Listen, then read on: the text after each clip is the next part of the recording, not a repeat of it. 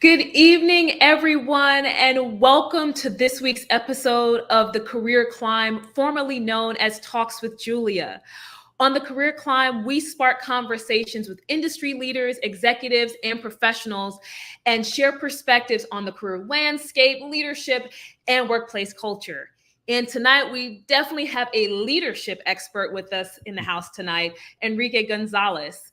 But if this is your first time tuning in, I am your host, Julia Rock, founder and CEO of Rock Career Development, and I am excited that you are here. I would love for you to stay engaged with us in the chat.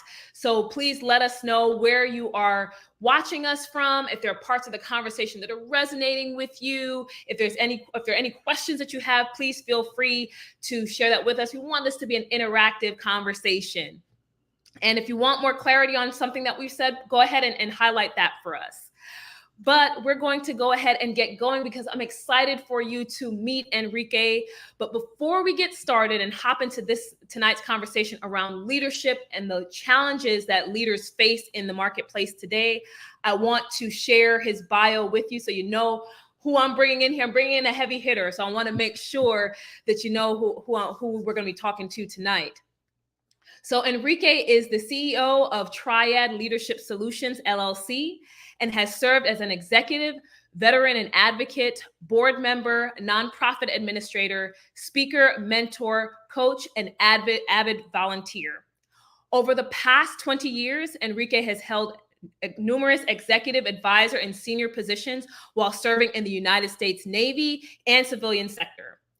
Through education and training, he helped strengthen organizations, providing sound decision support and creating open communication at all levels.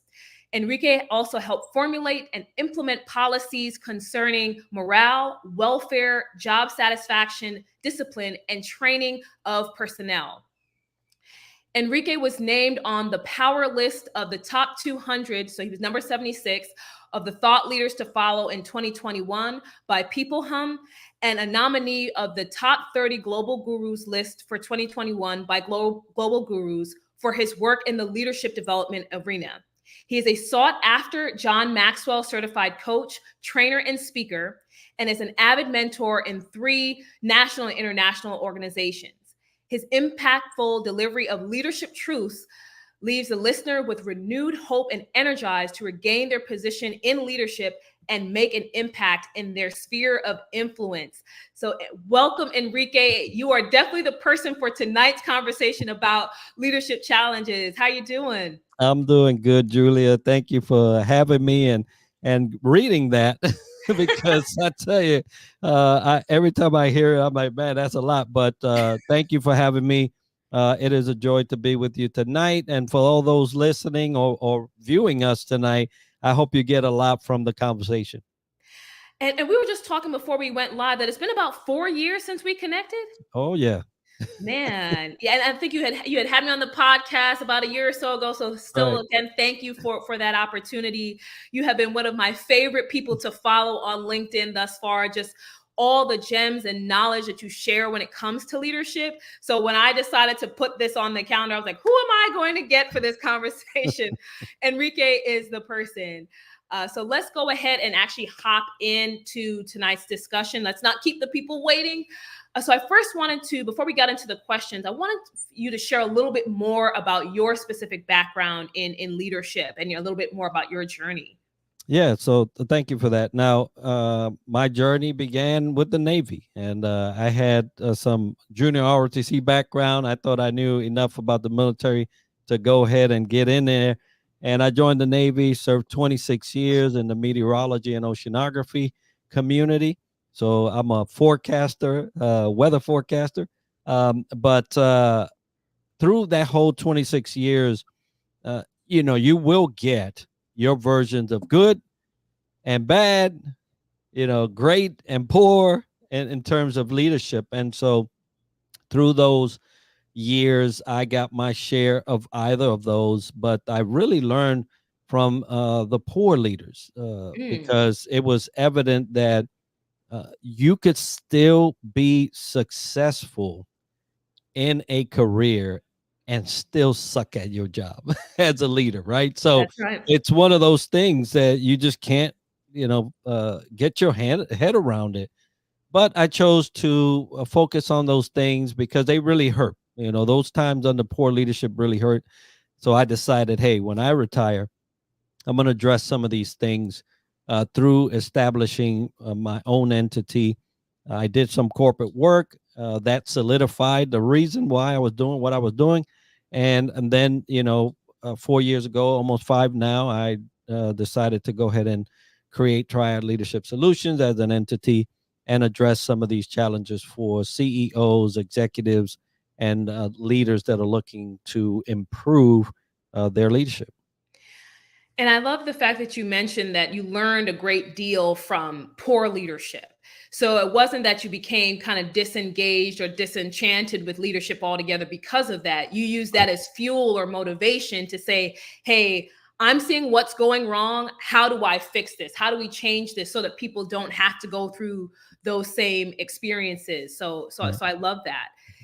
So speaking a little bit about what leaders may be dealing with, good leaders and poor leaders.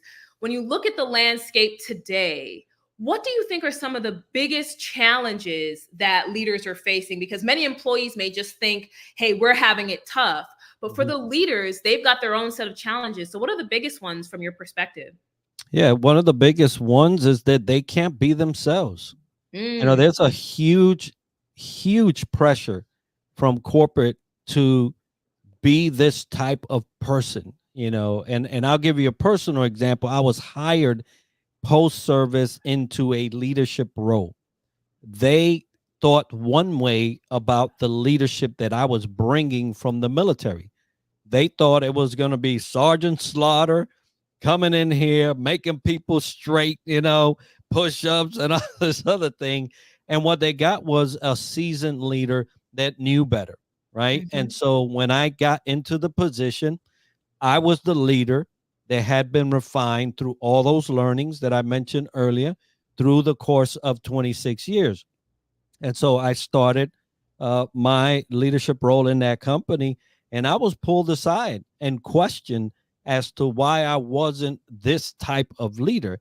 And I said, that's not who I am.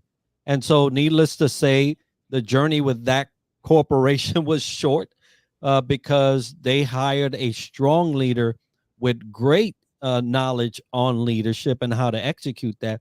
But they were looking for just a person that would do their bidding as a leader and control people. And so, it's hard for leaders to truly be who they were meant to be because they have this pressure to perform, right? And sometimes that performance is against their better judgment. And I love that because there's all of this conversation about having employees show up as themselves authentically at work, Mhm. right? But for leaders who, especially if you're in that middle management kind of role where you've got pressure coming from underneath, pressure coming from on the top, it's like, how are you able to show up authentically? And sometimes I don't think we think about that kind of weight that you're coming to work with every day, and you're still expected to deliver and get results, and you just feel like you're in this box, or they want something of you. And so many leaders, they don't expect you to have that courage of conviction to say, hey, I'm going to stand my ground like you did, and say, I'm just not that kind of person. Like, that's just not my leadership style. For a lot of leaders, it's like, hey, I've got a family to feed, and so I got to do what I got to do. And so it's definitely a tough situation for sure. And so I wanted to talk about another challenge that has come up recently, especially with layoffs. Yeah. Many companies are dealing with layoffs, whether it's the economic uncertainty, there's some market corrections going on, and that can cause a certain level of anxiety and also just lower morale in an organization. And so when you think about the leaders that are trying to navigate that and manage their teams, like, how can they lead effectively in the face of something like a layoff? Because everybody's on edge now because it's like, am I next, right? Well, you mentioned a word that's needed during this time, and it's courage. Mm. Courage. Courage is not the absence of fear. Courage is the ability to act when fear presents itself. Ooh, And look, that's good. oh, I got my hair stood up when I said that. I'm telling you, I just got chills just now. And so what happens is that, we were talking about the pressure on a leader to be a certain way. Mhm. And so among that requirement is the lack of vulnerability, the Mm, lack of being transparent, the lack of courage, right? Because in a time of layoffs, this is not the time to sugarcoat anything. agreed. Yeah. I'll give you an example. In that corporation, that environment that I came from, when I was talking about that's not my type of leadership. There was a mandate that came from the higher authority, right? And they were about to limit the amount of promotions, and they were also going to, let's say, right size the corporation, right? Okay. And so I went to a meeting and I heard this, and now I knew that I had people that were married, people that were trying to build a career, people that had a dual. There was a married couple in the organization, so Mhm. that was going to affect it. And so what I decided at that moment was that I cannot let my people, the group that they put in my charge, be blindsided months from now because they don't want me to share what we just heard from the higher authority. And so I had to decide whether courage was worth it. I Mm, had to decide whether their well being was more worth than my position. And so I went down after that meeting and I discussed it plainly with them. And I said, this is going to affect you in one way or another, because you'll see people leave here that you really love, and that's going to affect you emotionally, right? And mentally. So I was trying to prepare them for the totality of what the effect was going to be because of this oncoming layoff period. And all of them survived because they were able to prepare. Now, mhm. three of the team, they decided to go elsewhere, but that was their decision. Right. And so what happens is when leaders in situations like economic uncertainty or market changes and high times of anxiety, what they choose to do is to put their money on the corporation versus the people they're leading. And then who's leading? Right. Who's Right. leading when you decide that? So I think the absence of courage during these times is one of the things that they have to engage in to lead effectively. And I'm going to go a little off script here because I want to dig into that a little bit more. There may be leaders who are listening to you who are saying, "Well, Enrique, that's easy to say, but if I demonstrate that level of courage, if I say something I shouldn't, what about my job? I too have a livelihood. Mhm. I want to be courageous, but I also don't want to ruin what I have going on for my own family." What would you say to those leaders who are listening? Yeah, self-preservation is not a leadership trait. Oof. I'll tell you that. Whew. Hit them And hard. so, Ouch. so I mean, it's hard. It's a hard thing, but you have to decide whether you want to be a leader or not. You Mm, don't get to decide what problem you face or what problem you choose to engage in as a leader. That's not an option. mm, So, number one, you have to decide whether you want to be a leader or not.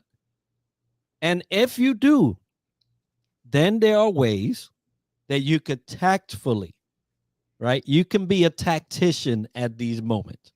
mhm. You have to play the cards you're given, but you must not sacrifice your people for self preservation because that disqualifies you as a leader. Mm, And so, how are you going to do that? You're going to get folks that can make some decisions and start talking to them. Why are we not talking to people that can make decisions? Why are we not putting out how it's going to affect our team? Why are we not engaged in that? Part of being a leader is also being a lobbyist almost, right? Because you're lobbying for your folks. That's right. And so that's why I mentioned courage as the one key thing.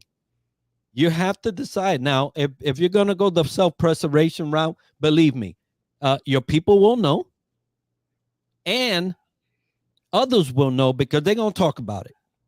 True. So either way, you're going to choose to have some bumps, but you have to be a tactician, learn who to talk to, learn who to, and this is why networking and leadership is so important. This is why network is important. You have to know who to talk to that can affect change to some policy that may be detrimental to your folks. Now, at the end of the day, let's say a board decides we're cutting 30% of the workforce. That mandate is done. So what are you going to do? You just heard this. And now you got to go prepare your people. Prepare them. Right. Hey, how much of that 30% is so-and-so ABC department? Well, ABC has 5 people. We're going to cut. Okay, we're 25. Well, now I got to get with 5 people. They're more than likely going to get cut. And I'm going to prepare them. I'm going to help them prepare their resume. I'm going to help them prepare for a financial lookup. I'm gonna tell them, hey, you're gonna lose this. So, well, are you ready? Are you fixed? Where can I help you? Or do you need a reference letter? Do you get your people prepared? But don't be the one copping out just to self-preserve. I love that. I love that so much because, like you said, self-preservation it's not a leadership trait, right? You've now been entrusted with a group of people and their livelihoods. And so if you end up saying that your livelihood is the only one that matters, you're not truly trying to lead. And again, if there's something that's happening in the organization, even if you don't give them every little level of detail, getting them prepared so they can make the best decisions for their future. What I've seen in organizations is that they keep things on the hush hush and then they blindside people with the information. And so that gives them little time to react and to think about what's next and prepare.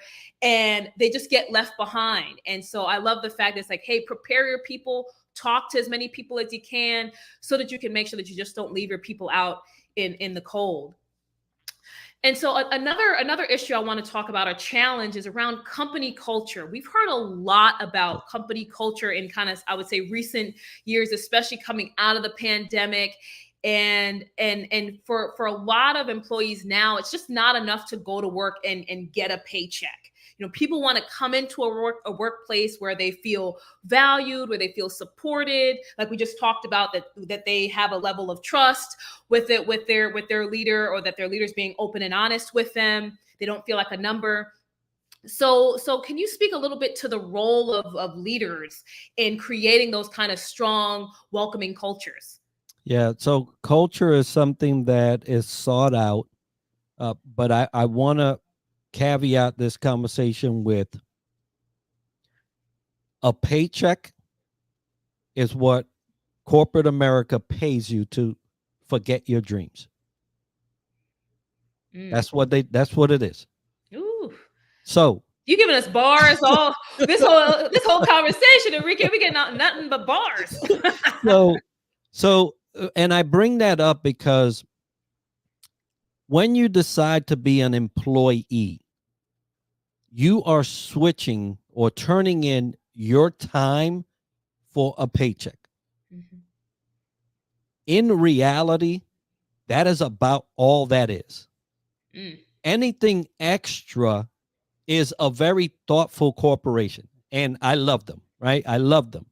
A lot of the initiatives that you have seen implemented throughout time has been a result of people's cry and clamor for better, right? And we need this. Okay, so they'll throw a ping pong table, but that's not culture. Right. Those are accessories. Right, those are gimmicks. Yeah, those are gimmicks to help you think like they really care, but it's just to shut you up. Let's just be real, right? Right. And Facts. so, and I'm not saying that every corporation that throws out a ping pong table is, it's a gimmick, or they're trying to deceive you.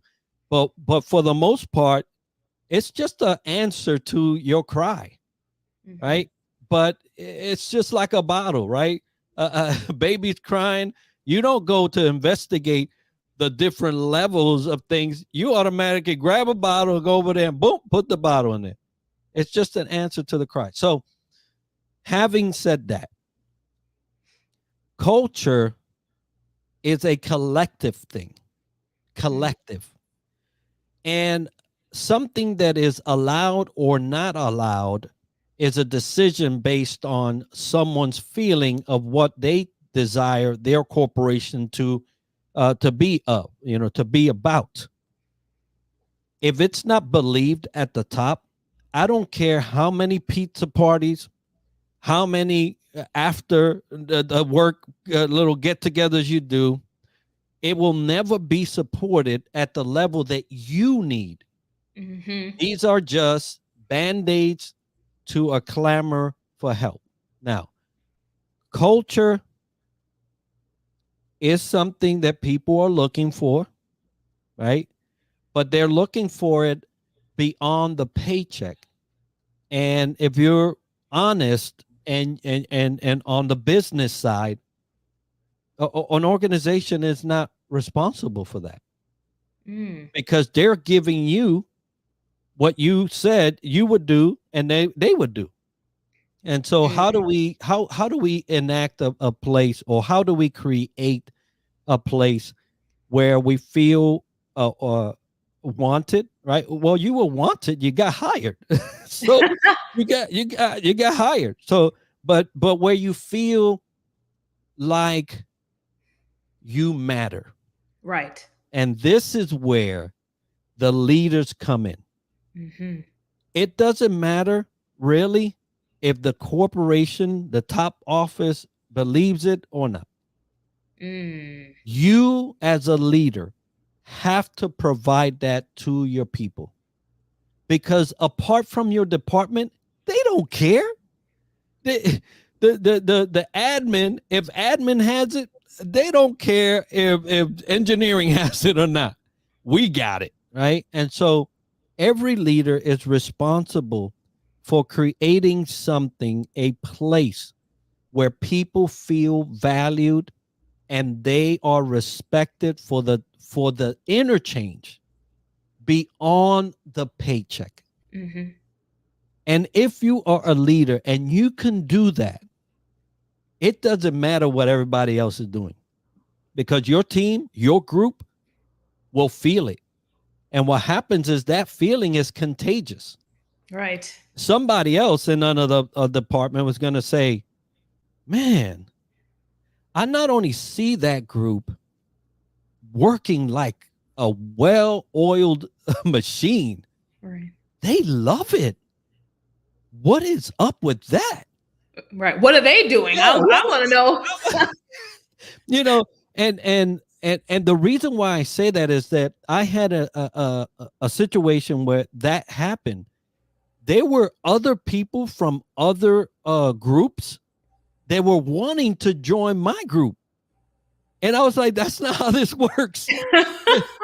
Where do I sign? Where do I They sign? were ready to ditch theirs to jump into ours, and I was like, "No, no, no, that's gonna." But that's what happens when a leader does that. Right. You are desired as a leader, not because of what you bring to entertain people, but the impact you make to change their lives and make it better, even in a situation where it may be hell. Man, I love the idea of doing it where you are, not waiting for the corporation to get it and for everybody to get on board. For you, changing the environment for the people that are within your sphere of leadership and influence. How can you make the situation better for them? Like you said, create greater impact for them in their lives. And that's true leadership, right? Yeah. Not hoping that all the conditions are perfect. It's the fact of no matter where you are, stepping up and stepping forward as a leader. So I love that. And so I want to tie something to company culture here, which Yeah. is around employee engagement and retention. Yeah. Because when we think about a culture, people are the bearers of that, right? It's the people Right. that are making that up. And so when you think about actually improving engagement and retention, what role do leaders play in that aspect in terms of trying to keep their people? Because everyone's got an idea as to how to get people into the organization, right? It's like we know how to recruit and have the sexy marketing materials about what our corporation does, but then after that people get there and they've been in the organization a while, it's like, what are the efforts to really engage them and then retain them for the longer term? It's been said, don't be interesting, be interested. Okay. So a leader that is a facade type of leader is interesting. And everybody, sharp suit. Man, shiny shoes. He got a briefcase. When's the last time you saw a briefcase? These are the comments of an external view of a leader that exemplifies in a face type of situation to be a leader. A leader that's interested, knows their people, knows the things that are going on. This is why you'll get a lot of leaders. Julia showed up late to work. Julia, this is the third time now that you've come into work late. We're going to have to do a blah, blah, blah, blah, blah.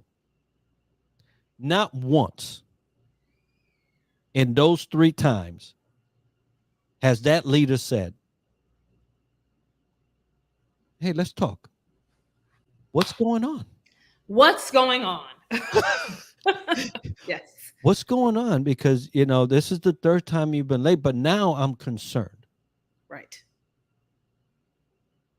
And I'm not concerned for your job. I'm concerned for you. Is there anything that you're going through right now that I can help with? Tell me how many employees would not love for that conversation. Yeah. No, they get the first one. Right. And so you are a leader that's interesting. You want everybody to be interested about you. But not once have you given your people the time of day to let them feel. It's not no at this point, to feel like you care. They will know you care when whatever you offered, you actually did. Right? Right. But right now, they need to feel that you care. And so when you talk about people engagement, employee engagement, you have to be interested in your employees, your team members. Because if you're not, you're going to get a turnover. Oh, yeah. Sooner or later, that thing's going to turn over and you're going to be like, why are people jumping off this boat? Because it's sinking. That's why. Because you got more water in it than you got out here. Right. So that is what leaders need to do in a time where people need that engagement. Man, and I love the idea about not being interesting but being interested, because I had this conversation with someone earlier, is that your team members will likely follow you to the ends of the earth if you are that interested leader. Because if you show that you care about them, you care about their well-being, you care about the work that they're doing, they're not just being shuffled through your team, and you're willing to kind of be in the trenches a little bit with them, they're going to be willing to work their tails off. Versus if it just feels like you're coming and, being above them and just like dishing out work, and you really don't care. And you're just like, hey, this is your third time being late to work this week. they're less likely to be engaged with you and to try to deliver results on your behalf. They're going to do it because they want their paycheck. But in terms of truly being engaged and energized and motivated, you're just not going to get that. So I love that concept. So quick shout out for you, Enrique, in the comments here. You had to have been a motivational speaker or preacher in a past life, spreading some real wisdom. That's coming in from Caleb. Thank you so much, Caleb, and thank you, Dan, for being here. Good to see you. But I love that idea. Be interested, not just interesting. And so thinking a little bit more about the retention piece of this, coming out of the pandemic, part of the retention strategy was, offering more flexible and remote work options. But now in 2024, we started to see companies backpedal a little bit, and they're reversing their decisions to shift either to fully back to the office or to a hybrid that's more office than not. And this has caused a little bit of kind of a push-pull with employees. So how do you think that leaders can continue to manage effectively in the face of these changing policies, right? Because the company wants one thing, the employees want another, and the leaders in the middle, like, I've got to do what the corporation says, but to your point, I want to take good care of my people. So how do leaders manage that middle? Deception is a bad thing. Let me tell you. When the pandemic was a pandemic, right? It was a once in a century type of deal that we had not ever seen, and everybody was really grasping for air. Every corporate entity around the globe was grasping for air. And so what could you do? You had to adapt and adopt a situation where you kept your people safe and in their home, but still perform their duties to keep you going, right? The entity. Let me just say that as humans, we forget easily. We forget real easy, right? Both you and I are from New York. If 9/11 affected the nation, but it did not affect the nation as it did New Yorkers. Absolutely. I mean, I say it. I just said that, and I felt something here, like you still feel it when you hear 9/11. It's still you still feel the tingle. Yes. Yeah, and so, I say that because there are things that you'll never forget. Right. We will never forget that pandemic. For those that lost loved ones, I did. My mom passed because of COVID during the onset and closely after. You won't forget. Somehow, organizations have chosen to forget. And it goes back to one of the things that really corrupt people, and it's greed.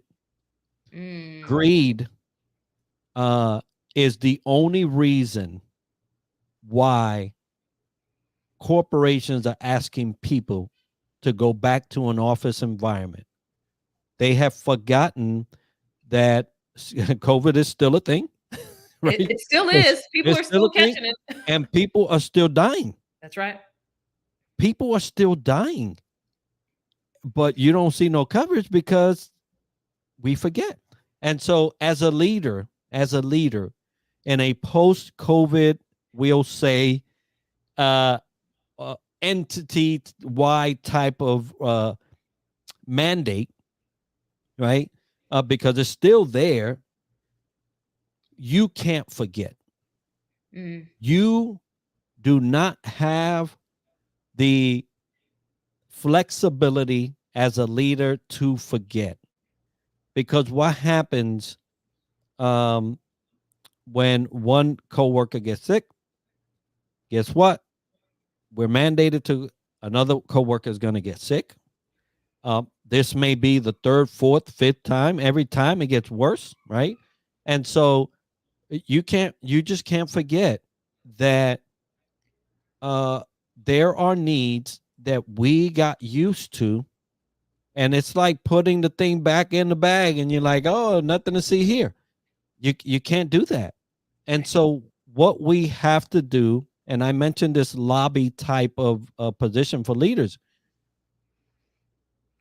find out what your people need, find out what they're capable and willing to do, and then try to navigate that with an attempt. What in the world is it going to cost you to attempt that? If Mm, you get shut down, your people will know.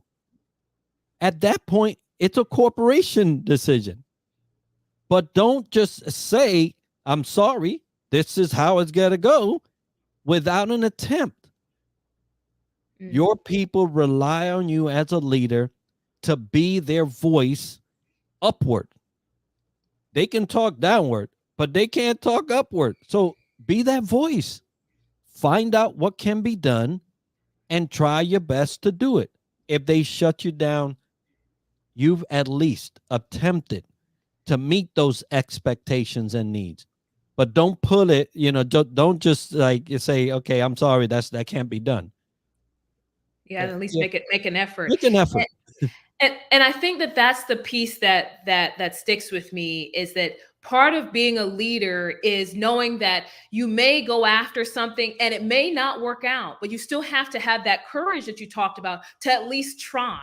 Because if your people see you fighting on their behalf and giving it your best shot, and you get shut down, they at least know, well, hey, Enrique at least asked, he tried, he brought our concerns forward, and he got shut down.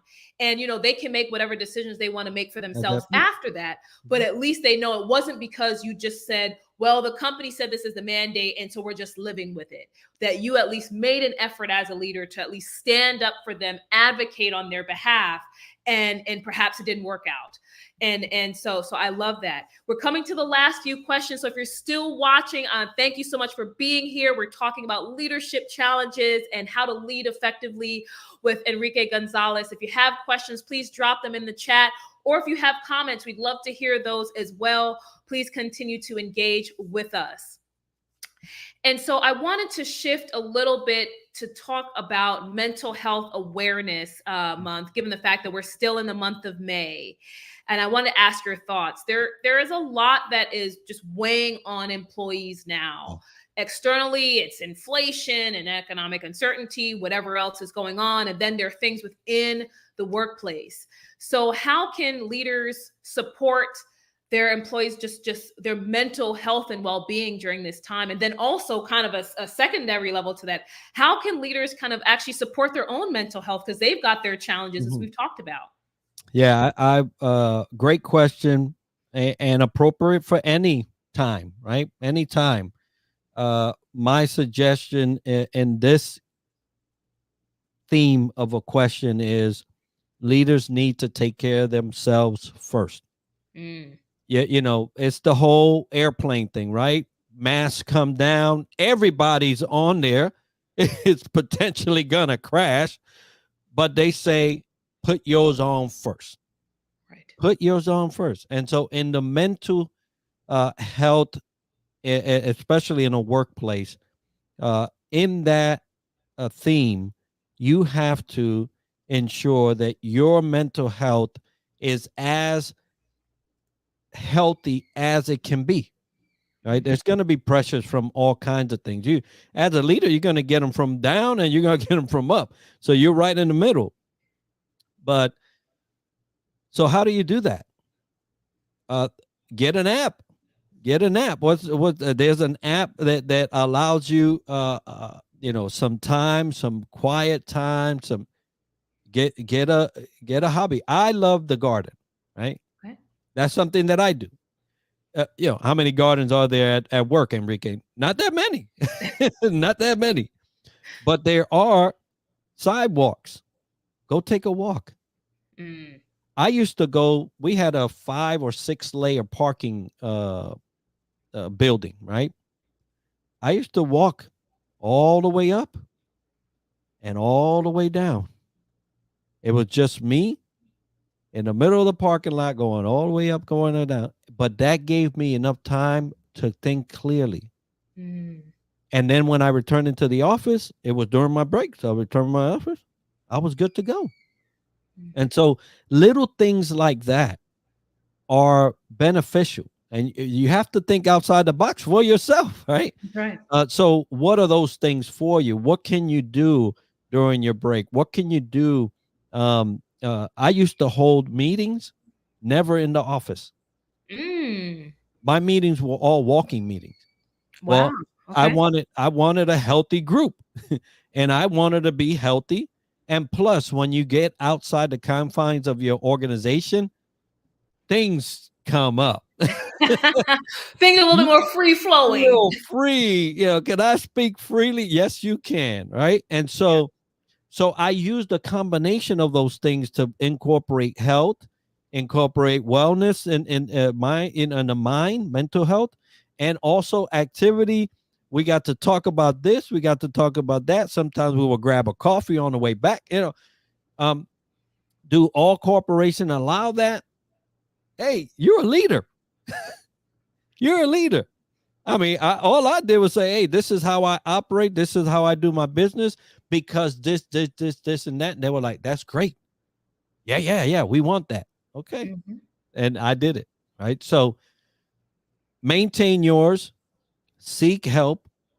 Seek a mentor or colleague that you can speak with, that you can share some of the things that are happening, without going into divulging some things to inappropriately, but create that synergy and that group for yourself and that activity for yourself where you can keep yours, because now you have a team.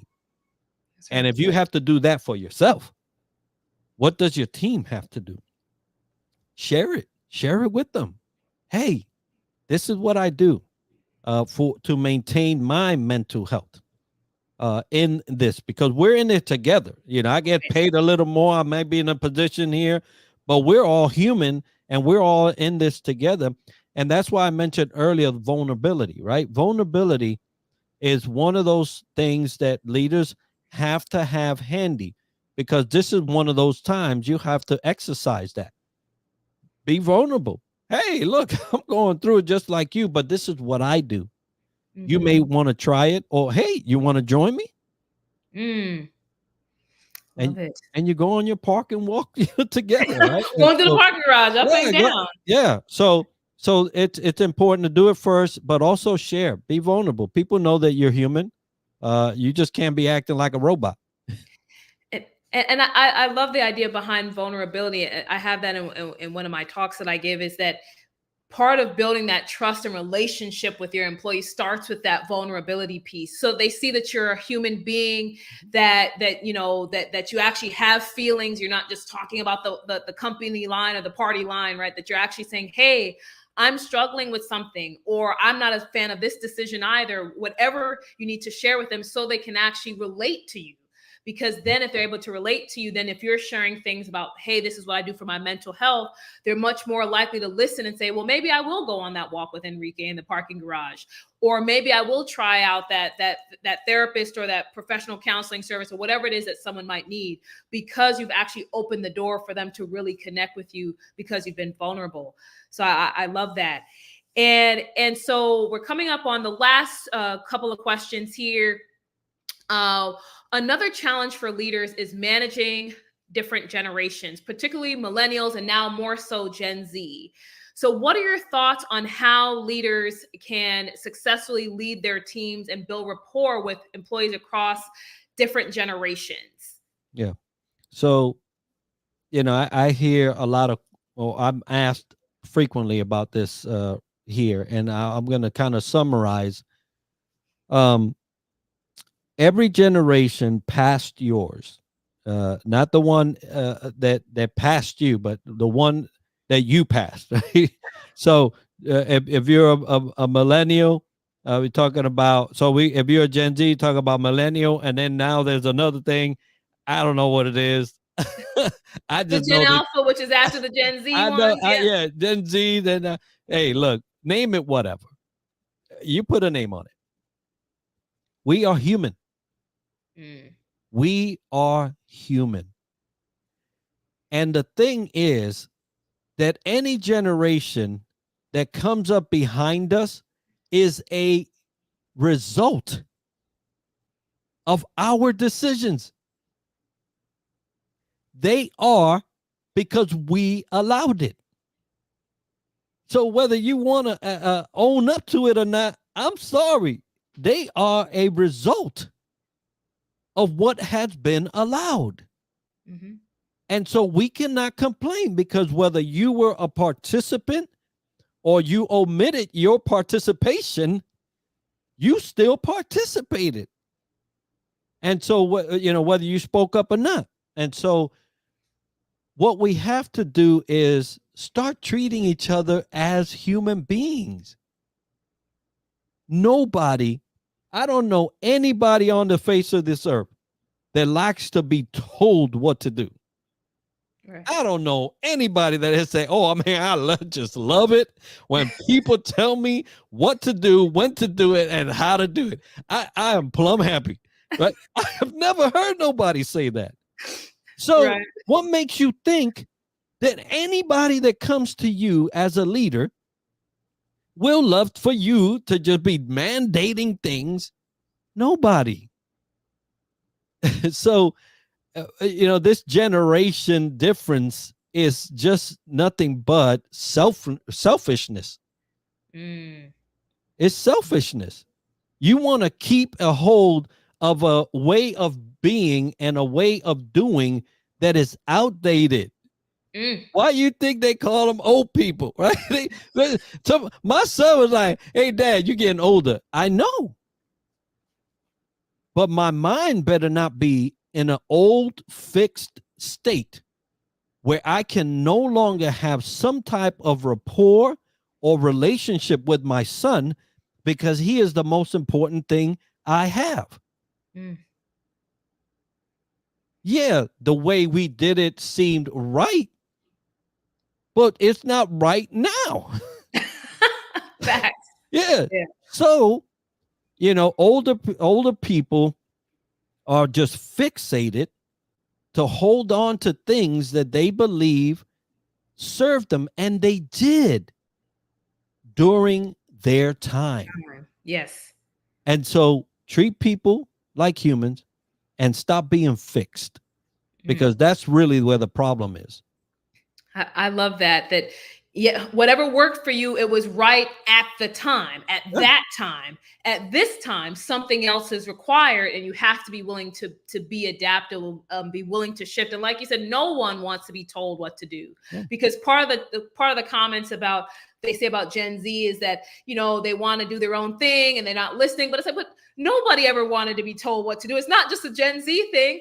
None of us want to feel like we're, someone is, handing down with an iron fist saying, do this and do it now and do it this way. So I love that. It's like, don't be fixed, and be willing to be adaptable and be human, and realize that everyone else on your team is human as well. And that can definitely help to build a relationship. And so the last question I have for you, Enrique, this has been such a rich conversation. If you've been here the whole time, I would love for you to just kind of type in the chat and let us know what you've gotten so far out of the conversation. The last question for you, Enrique, is if you could give leaders who are listening one last piece of advice after everything we've talked about, just one last piece of advice, what would that be? You don't have it all together, so stop lying. You don't got it all together. We want people to believe that everything is up and up all the time as a leader. That is about as inauthentic as you can get. Mm. So talking about authenticity and being real, if you don't have trouble, I don't know what world you live in. Right. I don't know. Because I try to live my life as godly as I can, and I still got trouble. So, we don't have it all together, folks. And it's okay to let people know. Mm. Hey, Johnny, I would love to spend 5 minutes with you to listen to what you have to say, and I will give you that. Believe me, I will give you that. but right now I need some time. Can you give me 30 minutes? Can we get together after that? I'll listen to you and we'll address anything you want. Mm. You know you need it, but it takes communication. You can't also be like I said, self-preservation is not a leadership trait. You can't be saying, I can't listen to you right now. Why? Because Why? that's what you're gonna get, right? We talk about Gen Z. Why? We're here. We're talking. Why can't you listen? You know, you have to communicate. You have to be vulnerable. You have to be transparent, and you have to be real. We don't all got it together. We do not all have it together. That's a great way to end it. So that we do not have it all together. So reach out and let your people know and be vulnerable. So thank you so much, Enrique. Wow. This conversation has been absolutely amazing. Thank you for being here. If the folks want to get in touch with you and to keep up with you and potentially work with you, how can they go about doing that? Yeah, on LinkedIn is the best way. That's where I live in terms of social media. Or you can visit our website, which is linked in our link tree on my profile, Enrique Acosta Gonzalez. And you can also find Triad Leadership Solutions on LinkedIn as well. Awesome. Well, thank you again, Enrique, for being here and dropping so many gems. And, the motivational speaker or preacher in a past life, giving us so many gems of wisdom tonight. We are so grateful for having you. And thank you all for spending 50 minutes with us, listening to this conversation. If you have comments or questions or follow us, please feel free to contact me. You can DM me on LinkedIn or any of the platforms that you are watching on. We will be back next week with another conversation, so stay tuned. Thank you again for watching. Thank you again, Enrique, for being here, and I'll see you all next week.